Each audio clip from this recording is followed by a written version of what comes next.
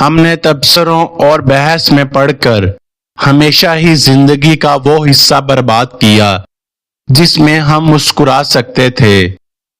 راضی رہا کرو ہر وقت خدا کی رضا میں، تم سے بھی بہت مجبور لوگ ہیں اس جہاں میں۔ قبولیت کا منظر قریب ہے، تم شکر کی تیاری کرو، اور تقدیر اللہ کے ایک اشارے پر بدل جایا کرتی ہے۔ تم یقین تو رکھو وہ بہتر لے کر بہترین دے گا۔ اللہ ماضی دیکھ کر نہیں، تڑپ دیکھ کر عطا کرتا ہے۔ اے کن فیکون کے مالک، ہمارے ہر انشاءاللہ کو الحمدللہ میں بدل دے۔